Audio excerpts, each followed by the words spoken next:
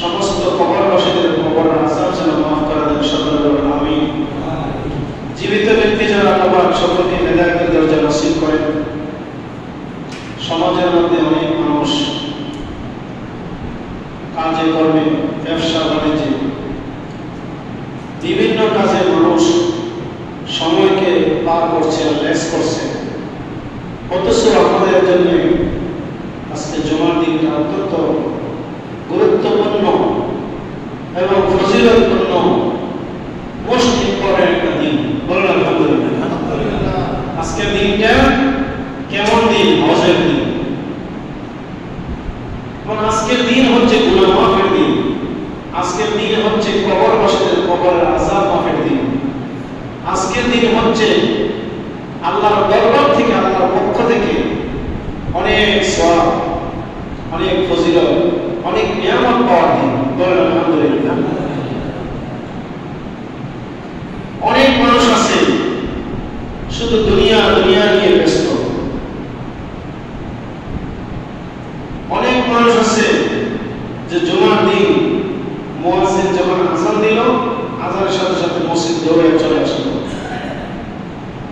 অনেকেই মনে করে যে আমরা শুধুমাত্র ইমাম সাহেবের সাথে জুমার দিন 2 রাকাত যে ফরজ আছে, এই 2 রাকাত ফরজ নামাজ পড়লে বলো জুমার হক আদায় হয়ে যাবে। না, জুমার দিনের একটা হক, জুমার দিনের একটা ফজিলত, একটা নিয়ামত, আলাদা বৈশিষ্ট্য, আলাদা একটা দিন। এই দিনটার নাম হচ্ছে সাইয়্যিদুল আইয়াম। বলেন সুবহানাল্লাহ। সাইয়্যিদ শব্দের অর্থ সরদার। দিনের মধ্যে সরদার হলো জুমার দিন, শুক্রবার দিন। মাসের মধ্যেও প্রত্যেকটা যে মাস আছে, সকল মাসের মধ্যেও সরদার বা ফজিলতের মাস আছে, যেমন রমজান মাস। সুবহানাল্লাহ। গাছের মধ্যেও আল্লাহ পাক রব্বুল আলামিনের অনেক সৃষ্টি গাছ আছে। এই গাছের মধ্যে যে গাছের কথা হাদিস শরীফ আছে, মনে করেন খেজুর গাছ। দুনিয়ার মধ্যে তো জলাশয় আছে, পুকুর আছে, সাগর আছে, মহাসাগর আছে। এই কূপের মধ্যে একটা উত্তম কূপ আছে। এই কূপটার নাম হলো জমজম নামে কূপ। বলেন সুবহানাল্লাহ। আছে না? আছে। দুনিয়ার মধ্যে পাথর আছে।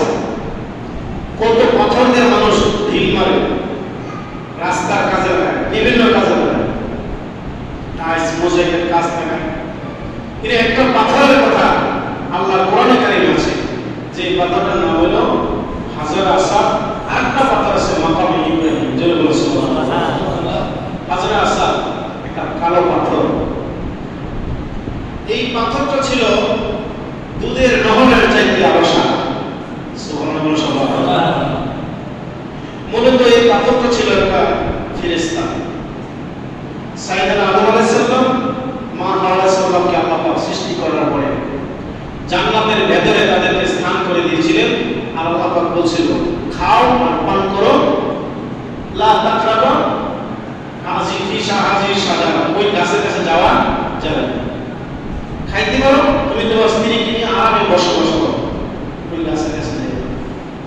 শয়তানের বন্দি করে আদম আলাইহিস সালাম, হাওয়া আলাইহিস সালাম দুজনে এই গাছের ফল খেয়ে আল্লাহ পাক তাদেরকে জান্নাত থেকে পৃথিবীর মধ্যে নামায় দিয়েছে। সুবহানাল্লাহ। কোথায় নামাইছে? পৃথিবীতে নামাইছে। সবাই জানি একজনকে পাঠাইছে জেদ্দার ময়দানে, আর একজনকে পাঠাইছে শ্রীলঙ্কা বা সিংহল, যাকে বলা হয় শ্রীলঙ্কা।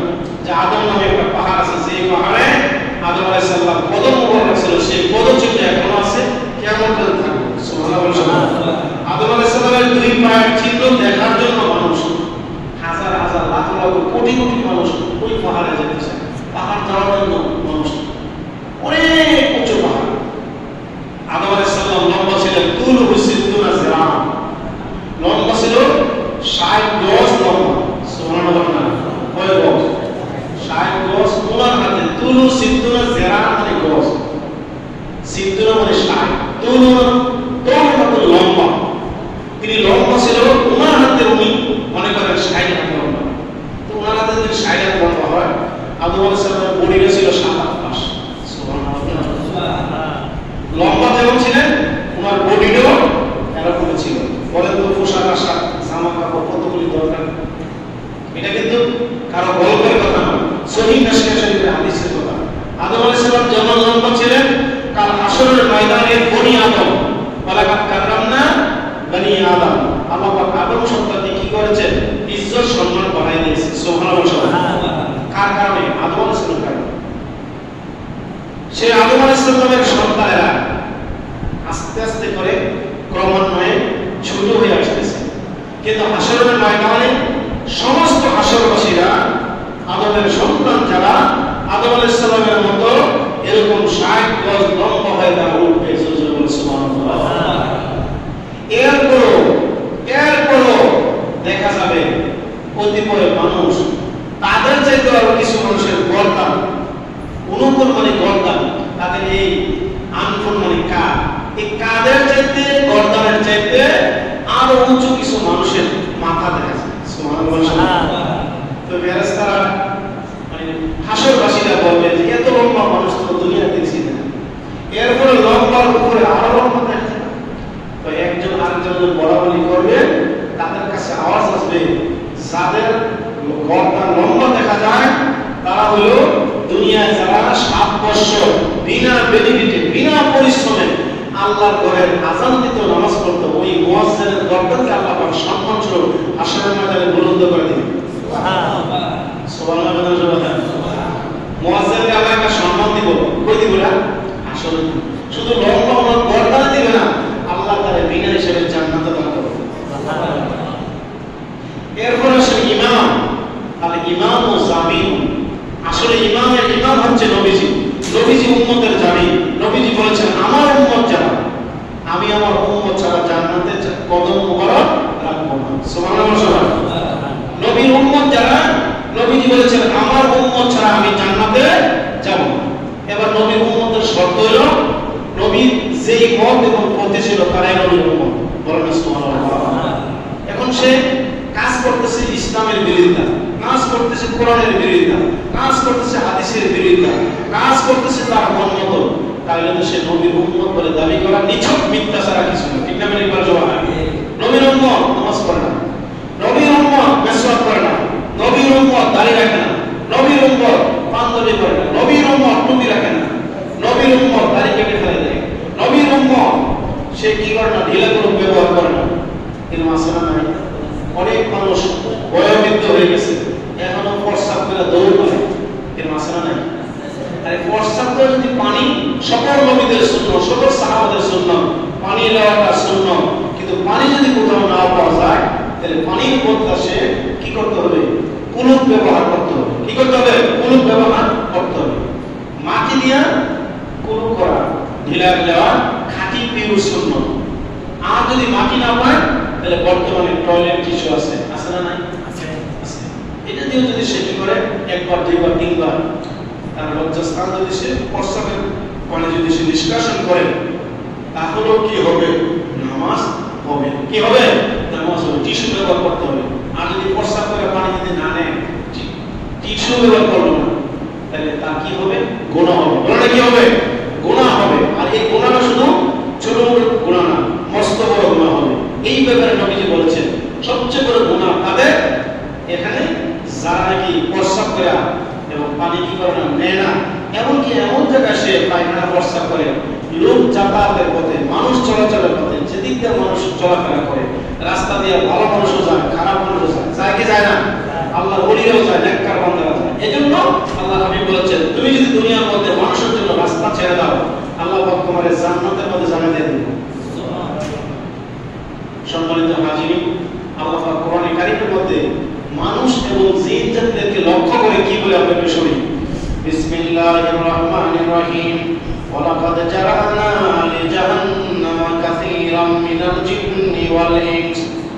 ওয়ালাকাদ জারানা লিজাহান্নামা কাসীরাম মিনাল জিন্নি ওয়াল ইনস।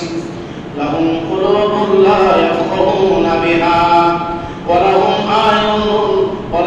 আ'য়ুনুন লা ইউবসিরুনা বিহা ولهم آذان لا يسمعون بها أولئك كالأنعام بل هم أضل وأولئك هم الغافلون।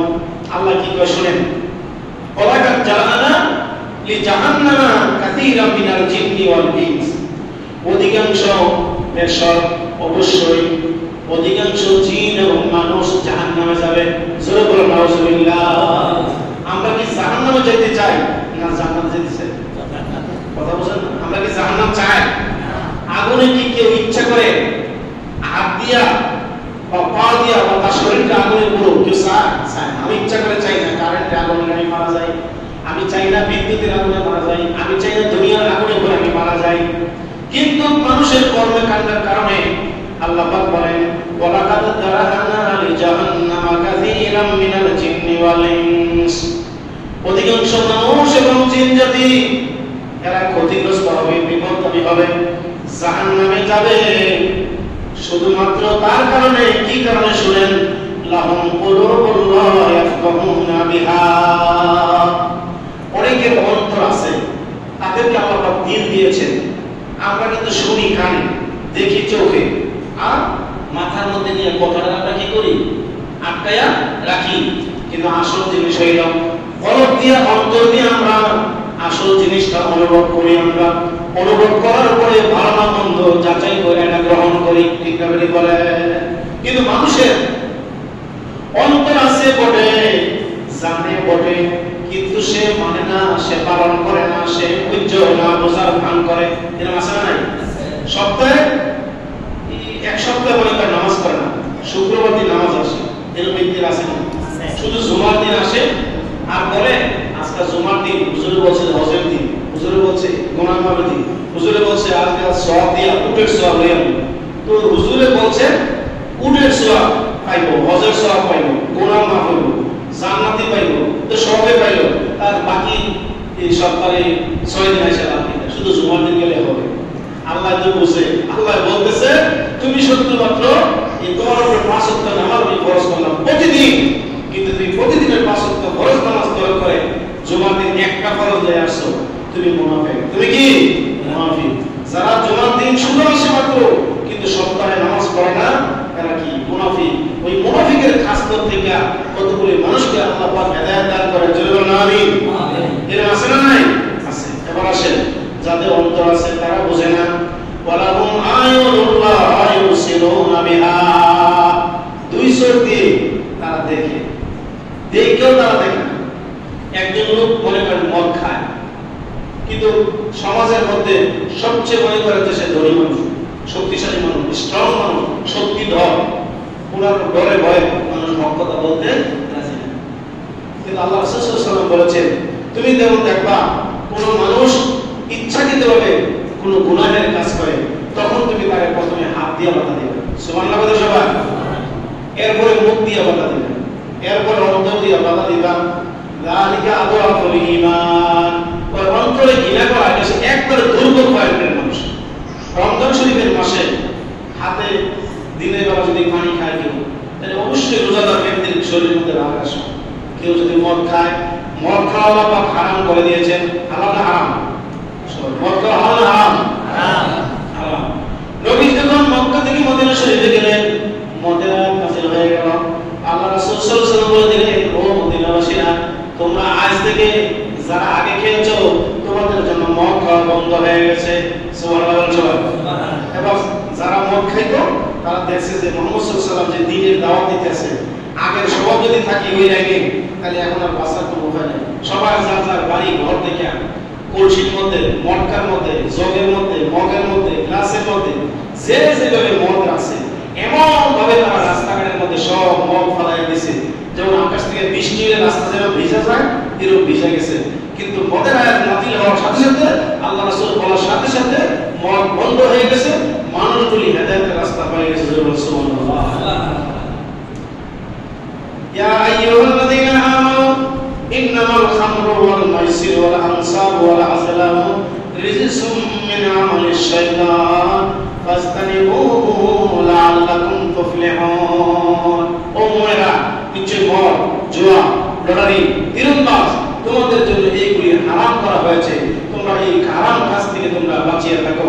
আল্লাহ রাসূল সাল্লাল্লাহু আলাইহি ওয়াসাল্লাম বলেছেন, যারা দুনিয়ার মধ্যে শরবত মনে করে, আরাম মনে করে যারা মদ পান করবে, তারা জান্নাতের শরাব পাবে না। আওয়াজ দিয়ে বলেন নাউজুবিল্লাহ। আবার অনেকে মনে করে হুজুর শরাব তো মদ, আপনি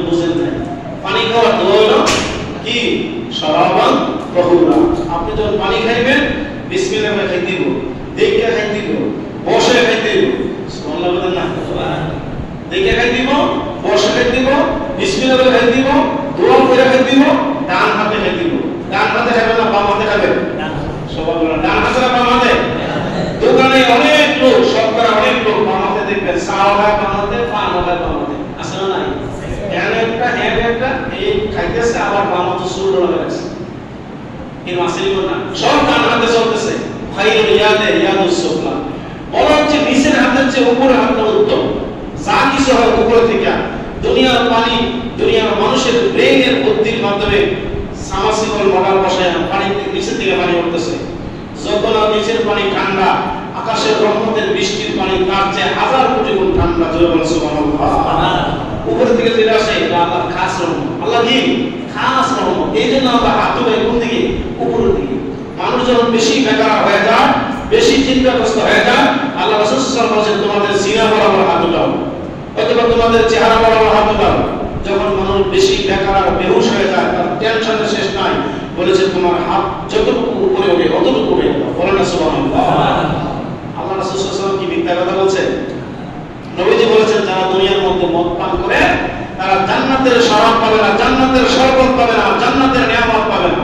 কারণ দুনিয়ার যে মদ খাবে, সে মদ খাবে তার দুনিয়ার মধ্যে তার সাময়িক উপকারের জন্য, শক্তি স্বাস্থ্য ভালো হওয়ার জন্য, কিন্তু আল্লাহ পাক তাকে এমন রূপ দিয়ে দিবে সেই রূপ দুনিয়ার কোনো ডাক্তার ভালো করতে পারবে না। এই দেশের স্বাস্থ্যকে সুঠাম দেহের দিকে অনেক মোটা সোটা লম্বা, কিন্তু আল্লাহ এমন এক অজ্ঞাত রূপ দিয়ে দিবে, পরবর্তী পর্যায়ে দেখা গেছে তার চেহারা, তার শরীর স্বাস্থ্য একবার একদম রাস্তার হীনমানের একজন মানুষের চাইতে, ওই পথের যে পথিকের আছে তার চাইতে আরো দুর্বল। এর মাসলা নাই।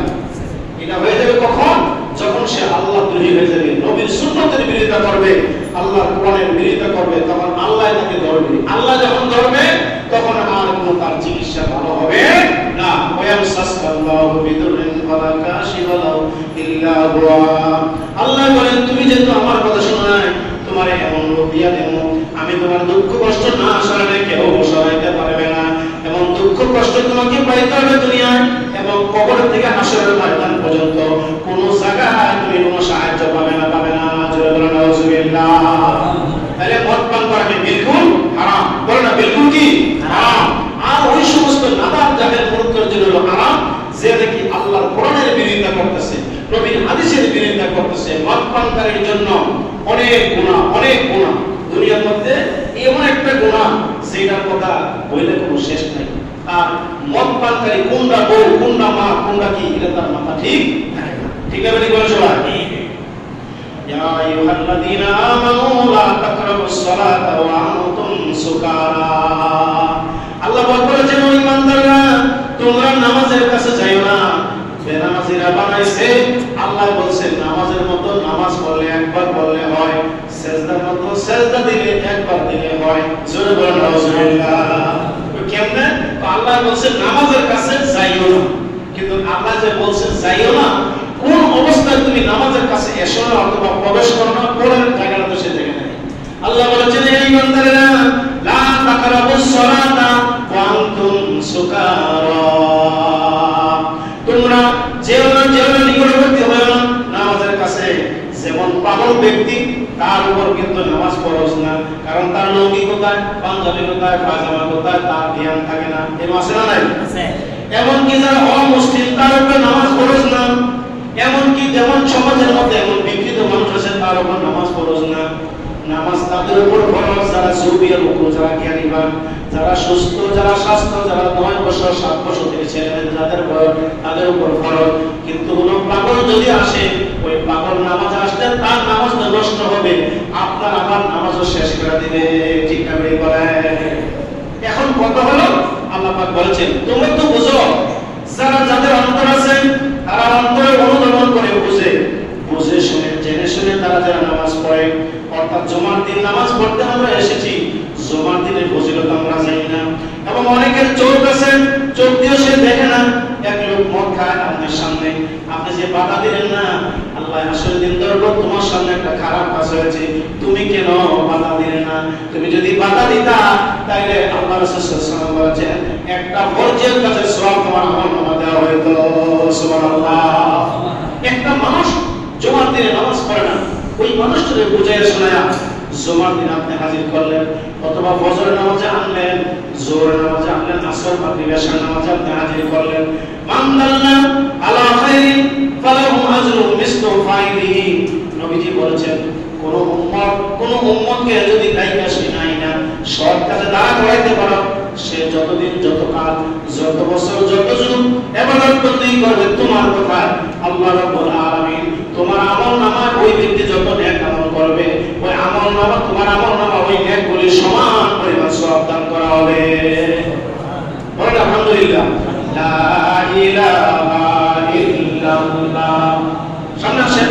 ইলাহা ইল্লাল্লাহ, লা ইলাহা ইল্লাল্লাহ, ও লা ইলাহা ইল্লাল্লাহ, লা ইলাহা ইল্লাল্লাহ মুহাম্মাদুর রাসূলুল্লাহ সাল্লাল্লাহু আলাইহি ওয়াসাল্লাম। ওয়ালাহুম আয়ুনুল্লাহ ইউবসিরুনা বিহা। অনেকের চোখ আছে, চোখ দিয়া দেখে না, এর মাসনা নাই। চোখ আছে, চোখ দিয়া দেখে না। ওয়ালাহুম আযানুল্লাহ ইয়াসমাউনা বিহা। দুই কান আছে, নামাজের কথা বলতেছে, আযান দিতেছে, এরপরে তার জরুরত না থাকার কারণে সে চলে যাইতে আছে, এর মাসনা নাই। যারা বেনামাজি তারা দেখবেন আপনার দোকানে আসছে, ঘরে আসছে, মুয়াজ্জিন আযান দিছে, সে বাদ দিয়ে আছে। আযান দিলে একজন পালা, সে কেন? শয়তান। আযান দিলে কে পালা? তো বলুন না কেন? শয়তান। ইন্না শাইতানা লিল ইনসানি আদুউন মুবিন। নিশ্চয় শয়তান মানুষের প্রকাশ্য দুশমন। নিশ্চয় শয়তান মানুষের প্রকাশ্য দুশমন। আল কোরআন। জোরে বলুন সুবহানাল্লাহ। আযান দিলে মুয়াজ্জিন সে আস্তে আস্তে করে পালায়, সে মনে মনে বলে এখানে আর বসে থাকা যায় না, এখন তো সবাই নামাজ পড়বো, আমি যদি নামাজ না পড়ি তাহলে লোকে মনে মন্দ বলবে, লোকে মন্দ বলবে। কিন্তু আল্লাহ যে তোমার প্রতি নামাজ ফরজ করেছে, এই জিনিসটা তার মেমোরির মধ্যে থাকার দরকার আছে না নাই? আছে না নাই? আমি আমার জরুরত আছে, যদি আপনার জরুরত থাকে তাহলে আপনি আযানে আগে চলে যান, এই আপনার পায়খানা প্রস্তাব আজও শেষ করে আপনি নামাজ পড়েন। কিন্তু অনেক লোক আছে নামাজের সময় নামাজের ধারে কাছে থাকে কিন্তু নামাজ পড়ে না। ওই ব্যক্তির জন্য বলা হচ্ছে সে নামাজও পড়ে না, তার সামনে অবৈধ কাজ করে, খারাপ কাজ করে, সে বাধা দেয় না। মদ জোয়া খাইতেছে, খেলতেছে, করতেছে, সে কিন্তু বাধা দেয় না, এর মাসে না নাই। টাকা দিয়া জোয়া খেলতেছে, তার সামনে কিন্তু সে ব্যবহার করে না, এর সাথে কি আমার ঝগড়া করার কি দরকার? অথচ নবীজি বলেছেন তিনটা কাজে তোমাকে বাধা দিতে হবে। খারাপ কাজ করলে হাত দিয়ে বাধা দিতে হবে, মুখ দ্বারা বাধা দিতে হবে, অন্তর দিয়ে বাধা দিতে হবে, অন্তরে তাকে ঘৃণা করতে হবে। এজন্য আল্লাহ পাক বলেছেন ওয়ালাহুম আযানুল্লাহ ইয়াসমাউনা বিহা। অনেকের দুটো কান আছে রে, কান দিয়ে আযানের কথা শুনলো, কিন্তু আযানের সাথে সাথে যদি সেই ব্যক্তি গিয়ে নামাজ পড়ে আল্লাহ রাব্বুল আলামিন তাকে সঙ্গে সঙ্গে maaf করে দিবে। সুবহানাল্লাহ। নবীজি বলেছেন যারা পাঁচ ওয়াক্ত নামাজ জামাতে পড়লো ইমামের পেছনে, ওই ব্যক্তি কাল হাসরের ময়দানে তার আমলনামা ডান হাতে থাকবে, 20 দিন আকারে ফুলসিরাতের পার হয়ে জান্নাতে ঘোরা পৌঁছে যাবে। সুবহানাল্লাহ বলেন না? এবং আল্লাহ আরশ আজিমে বিশেষে জায়গা পাবে যাদের সম্পদ থাকবে মসজিদমুখী। বলে না কি মুখী? মসজিদমুখী। বাজারে তো মসজিদ আছে, বাজারে যান, মসজিদে আসেন, বাজারে গেলে আপনার জন্য দোয়া আছে এবং সওয়াব আছে। লা ইলাহা ইল্লাল্লাহু ওয়াহদাহু লা শারীকা লাহু লাহুল মুলকু ওয়া লাহুল হামদ ওয়া হুয়া ইহয়ী ওয়া ইউমীত ওয়া হুয়া আলা কুল্লি শাইইন কাদির। বলেন সুবহানাল্লাহ। রাসূল বলেছেন তুমি ঘর থেকে বের হয়ে বাজারে যাইবা, বাজারে যাও তোমার জন্য সুন্নাত। বাজারে যাইবার সময় এই দোয়া যদি তুমি পড়তে পড়তে যাও, তোমার আমলনামায় 1.5 লক্ষ থেকে 3 লক্ষ পর্যন্ত তোমার আমলনামার মধ্যে সওয়াব লেখা হয়ে যাবে। বলেন সুবহানাল্লাহ। এই বাজারে গেলে আমি সওয়াব পাইলাম, তাহলে দোয়াটা শিখে নিলাম। লা বলেন লা ইলাহা ইল্লাল্লাহু ওয়াহদাহু লা শারীকা লাহু লাহুল মুলকু ওয়া লাহুল হামদ ওয়া হুয়া ইহয়ী ওয়া ইউমীত ওয়া হুয়া আলা কুল্লি শাইইন কাদির। সুবহানাল্লাহ। এই দোয়াটা পড়বেন। অথবা বাজারে গেলে বাজারের কাজ শেষ করে দ্রুত চলে আসবেন। নবীজি বলেছেন দুনিয়ার মধ্যে সবচেয়ে খারাপ জায়গা হলো বাজার, সবচেয়ে উত্তম জায়গা হলো মসজিদ। বলেন সুবহানাল্লাহ। সাহাবারা বলছেন জান্নাতের বাগান কি দুনিয়ায় পাবো? নবীজি বলেছেন 5 ওয়াক্ত নামাজের সময় মসজিদে যাইবা যখন তোমাদের কোনো বিপদ আপদ আসে তখন মসজিদের ভিতরে গিয়া সেজদা দিয়া কইরা আল্লাহর কাছে বলবা, সেজদা দেওয়ার সঙ্গে সঙ্গে তোমার উপর থেকে আল্লাহ পাক বিপদ উঠাইয়া নেবে। আমরা বিপদ দেখলে হায় উদাস করি, আফসোস করি, লিখেছি মাইনারেছি, শেষ, আমি শেষ হয়ে গেছি। আরে তুমি শেষ হবে কেমনে? আল্লাহ যদি বাঁচায়, আগুনের ভিতর থেকে আল্লাহ পাক মানুষকে বাঁচাইছে, বাঁচাইছে না? বাঁচাইছে। আল্লাহ যারে বাঁচায় তারে কেউ মারতে পারে না, আর আল্লাহ যারে মারে তারে কেউ রাখতে পারে না। আল্লাহু আকবার বলেন সবাই। উলাইকা কাল আনাম, বলা হচ্ছে তারা হচ্ছে জীব-জন্তুর মতন, যাদের কলম আছে তারা বোঝে না, যাদের চোখ আছে দেখেও তারা না দেখার ভান করে, যাদের চক্ষু আছে তারা দেখেও তারা কি করে না, আমরা দেখছি না মনে করেন। যারা শুনেছে, ইমাম বলেছে, মুয়াজ্জিন বলেছে, হুজুররা বলেছে, আলেমে বলেছে, আল্লাহ কোরআনে বলেছে, নবীর হাদিসে বলেছে, আমরা প্রচার প্রসার করে দিতে আসি, এ বলছে আমি শুনি নাই, আমি বুঝি নাই, আমি দেখি নাই।